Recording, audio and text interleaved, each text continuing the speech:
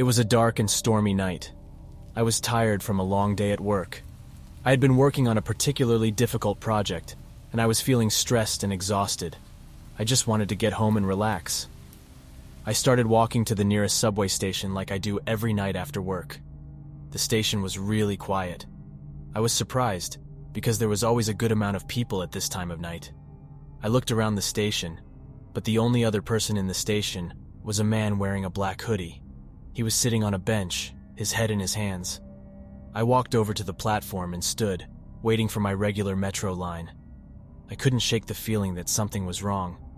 The station was too quiet, and the man in the black hoodie was giving me the creeps. I didn't think much of it. I waited for the train and then got on. I saw how the man in the hoodie also stood up and got on the train. He grabbed a seat a little far from me, but I noticed he was looking my way. I closed my eyes and tried to relax, but I couldn't shake the feeling that someone was staring at me. I opened my eyes and saw the man sitting across from me. He had a creepy smile on his face. He was wearing sunglasses. They seemed out of place for the dimly lit subway, but they served to cover his eyes, and I couldn't really tell if he was looking at me. I tried to ignore him, but I couldn't help but feel uneasy. Then, I saw something even more disturbing. The man was shaving his arms with a disposable razor and started licking his own hair. I was so grossed out that I had to look away. I tried to focus on my phone and just ignored what I just saw. But then, the man took off his sunglasses and started looking at me directly. He was making noises to get my attention. I glanced at him and I noticed the white of his eyes was really red, like if he was on something, but I couldn't tell what. I felt like I was going to be sick. There was no one else on that train, so I closed my eyes and tried to block out the sight, but it was not possible. I couldn't get his image out of my head. I wanted to scream, but I couldn't. I was too afraid. I just sat there, frozen in fear, as the man continued to lick the hair off his arms. It felt like an eternity before the train finally reached my stop. I jumped up and ran off the train, not even bothering to wait for the doors to open completely. I ran out, catching my breath. I looked back at the train as it pulled away, and I saw the man still sitting there smiling. I walked to my home confused and really scared. I couldn't believe what I had just seen. It was like something out of a nightmare for me. I've never seen this man again, but I'll never forget him.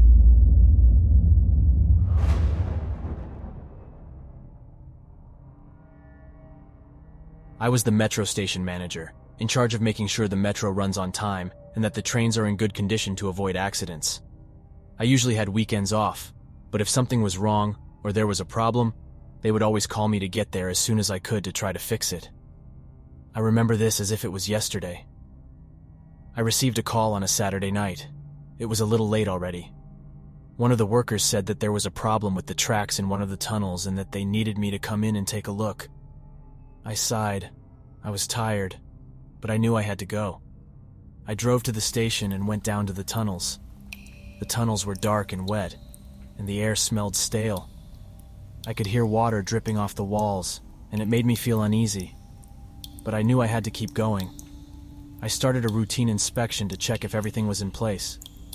I checked the power supply and performed other regular tasks. Days ago we had a similar problem, and it was caused by debris on the track that we had to remove to fix it.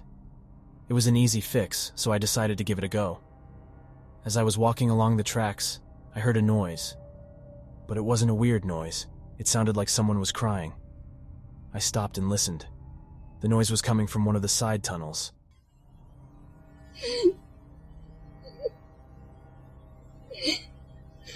It felt strange because this was a part that when the tracks are active are very dangerous, and no one can or at least supposed to be walking around this far. I cautiously walked into the side tunnel, my footsteps echoing off the damp walls. The air was thick with dust and cobwebs, and I could barely see my hand in front of my face. I called out, "Hello, is anyone there?" But there was no answer, but I could still hear the crying. I followed the sound, and it led me to a small alcove. Everything was dark, and the only light was the lamp I was carrying. "Hello?" I said again. "Is someone there?" Once again, only silence. I suddenly felt the crying as if it was right behind me. I looked right away with my lamp.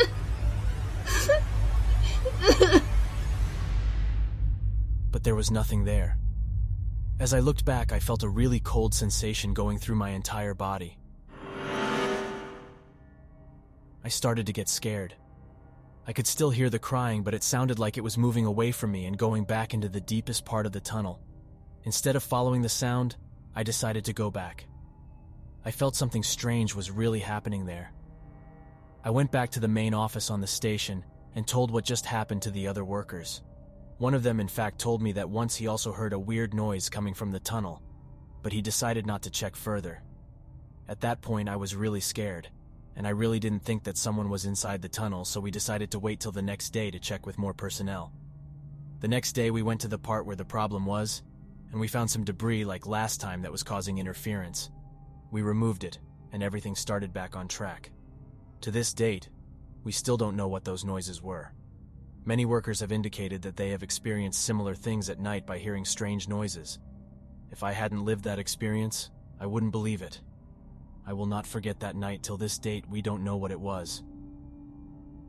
If you like this content, please leave a like and subscribe for more. Comment your scary stories.